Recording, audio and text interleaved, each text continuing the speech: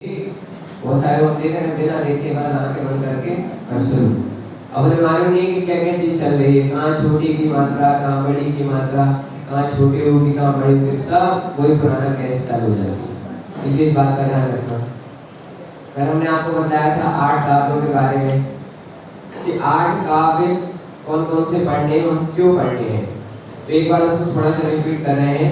पहला काव्य जो है वो भक्ति परक है, दूसरा काव्य स्तुति परक है, छठवां काव्य बुद्धि और विद्या परक है, 26वां काव्य नमस्कार परक है, 45वां काव्य असाध्य रोग बीमारी को ठीक करने के लिए, 46वां काव्य बंधन मुक्ति के लिए, 47वां काव्य प्राकृतिक आपदा और अकाल मृत्यु से बचने के लिए और 48वां काव्य समर्पण पर।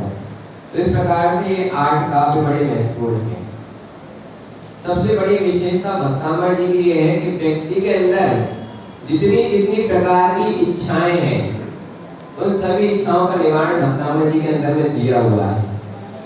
किसी के अंदर ये भावना हो कि मेरा चेहरा बहुत सुंदर हो जाए, मैं बहुत चमकूं, तो उसका निवारण भी इसमें है। किसी को आंखों की रोशनी बढ़ानी है, उसका निवारण भी इसमें है। किसी के लिए पेट की बीमारी है, किसी के लिए सर दर्द है, किसी को बुखार है, किसी को यश कीर्ति की चाह है, किसी को धन संपत्ति की चाह है, किसी को लोगों को आकर्षित करने की चाह है। तो हर प्रकार की विद्या भक्तामृत जी के अंदर में दी हुई है। बस श्रद्धा से इसका पाठ करना जरूरी और सही विधि से। आज ये जो काव्य है 11वां काव्य, इसमें तो बहुत सारी विशेषताएं हैं। पहली विशेषता इसका फल है आकर्षण बढ़ाने वाला। क्या है? आकर्षण बढ़ाने वाला। अब आकर्षण बढ़ता कैसे है? जिन लोगों के अंदर में चाह रहती है कि लोग मुझे देखें, मुझे नोटिस करें, मेरी ओर आकर्षित हो, तो आकर्षण बढ़ता किससे है? सुंदरता से। सुंदरता एक बहुत छोटा निमित्त है आकर्षण के लिए। बहुत से लोग हमने जीवन में ऐसे देखे जो सुंदर नहीं है लेकिन फिर भी लोग उनकी ओर आकर्षित हो जाते हैं। तो आकर्षण का सबसे बड़ा महत्वपूर्ण चीज है आपकी पॉजिटिव थिंकिंग। जितने अच्छे आपके विचार होंगे लोग उतने ही आपकी ओर आकर्षित होंगे। तो मेन चीज क्या है? Positive thinking. इस सोच को आपको अच्छा करना होगा। एक जगह हमने पढ़ा था सुविचार कहीं पर कि भगवान ने आपको वो नहीं दिया जो आपको अच्छा लगता है, भगवान ने आपको वो दिया है जो दूसरों में आपको अच्छा लगे।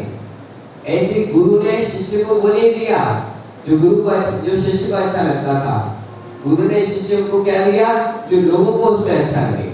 तो सबसे बड़ी बात पॉजिटिव थिंकिंग होना बहुत जरूरी है। और दूसरी चीज है आपके गुण। एक बार द्रौपदी से क्या हुआ? सभी रानियों ने पूछा कि बताओ कि तुम्हारी ओर सब लोग आकर्षित होते हैं, सब तुम्हें पसंद करते हैं, लेकिन हम लोगों को सब लोग पसंद क्यों नहीं करते?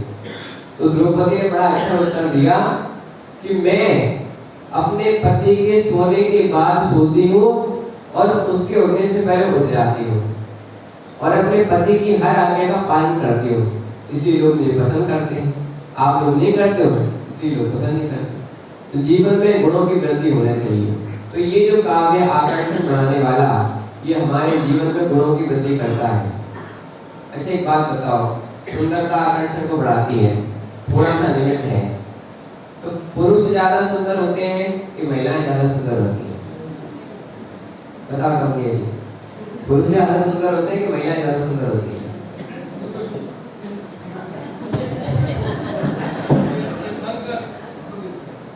पुरुष ज्यादा सुंदर होते हैं क्योंकि कामदेव पुरुष होते हैं, महिलाएं कामदेव नहीं होती। सबसे ज्यादा यदि पृथ्वी पर कोई सुंदर है तो वो कामदेव है। महिलाएं तो कामदेव के पीछे पागल हो जाती है। पुरुषों की सुंदरता नेचुरल है और महिलाओं की आर्टिफिशियल है। बोले तो ब्यूटी पार्लर जाना पड़ता है और कितना तो लिपाई पुताई करनी पड़ती है तो जाकर के सुंदरता निखर में आती है। लेकिन पुरुष हमारे कोई ब्यूटी पार्लर नहीं जाते। जाते क्या कोई गंगाओं के नेचुरल सुंदर नहीं। अब एक लौकिकता का उदाहरण देखो, मोर ज्यादा सुंदर होता है कि मोरनी ज्यादा सुंदर होती है? मोर। शेर ज्यादा सुंदर होता है कि शेरनी सुंदर होती है? शेर। हथनी ज्यादा सुंदर होती है कि हाथी ज्यादा सुंदर होता है? क्योंकि हाथी के दांत होते हैं। ऐसे ही पुरुष ज्यादा सुंदर होते हैं, महिलाएं कम सुंदर होती है। पुरुषों के कितने श्रृंगार है? कितने श्रृंगार है? आदिनाथ पुराण पढ़ा कि नहीं पढ़ा?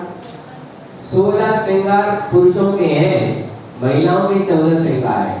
अब सोचो, जब स्वर्ग में चर्चा छिड़ी कि पृथ्वी पर सबसे सुंदर कौन है, तो देवताओं ने आपस में चर्चा हुई कि सगर चक्रवर्ती सबसे ज्यादा सुंदर है।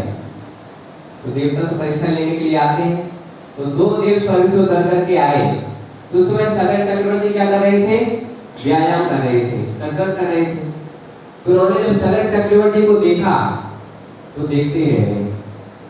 देखिए, आकर्षण का मतलब क्या है कि हमारी नजरें उस व्यक्ति के प्रति टिकी रहना है। एक होता है सामान्य देखना, किसी को मैंने देख लिया,